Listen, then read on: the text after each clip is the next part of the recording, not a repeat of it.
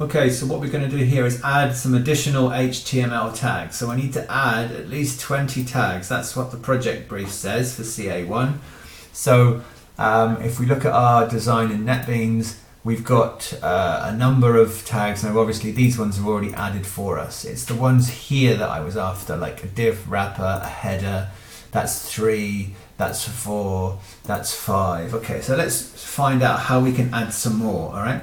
So if you come to W3 Schools HTML, then you can read through some of these like sections. They take maybe 2 or 3 minutes in each section, but for now I know I want to add something like a table. So let's just go, because I put a table in my design, and that's the table there. I'm just going to grab this bit of HTML here, okay?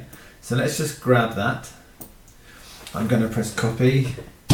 I'm going to come back to my NetBeans here, and then I'm going to put my table underneath my name. So I press paste, and then you'll see I've got already a whole bunch of other tags. There's another TR is another tag, and TH is another table rows and table headings, okay?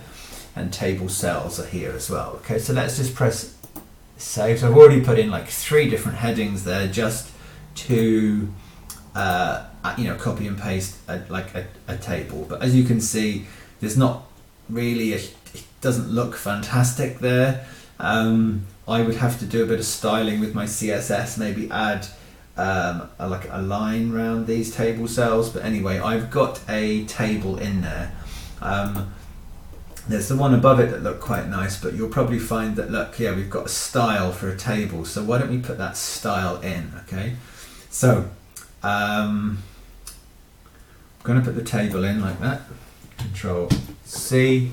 I'm now going to go into my NetBeans. Because it's a style, I put it in my style sheet. I come down here, I paste that in, and then I press save, right? And then we come back and have a look at our website. Ah, great. So we now got a table that doesn't look too bad. So it's something in there. It fits 100% across the width of the page.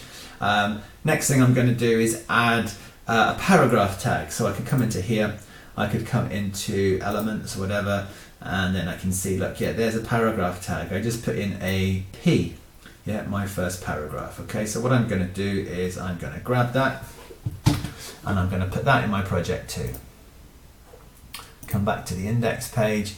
I'm going to put my P tag after my name and before the table. So I paste that in. Okay, but obviously we probably want a bit more text than that, so I'll just copy that for the time being. Go back to NetBeans. Paste, paste, paste. Okay, I press save. Come back to my website, and now I've got a paragraph. Okay, so that's real text. This down here is an image, so you won't be able to read it in Google, or people won't be able to copy and paste it, but at least there's 2 ways of getting a bit of text into your design. Okay, so that's how I would recommend students, find some tags to add, maybe read through some of these, find out like a list, for example, we'll probably use in the header.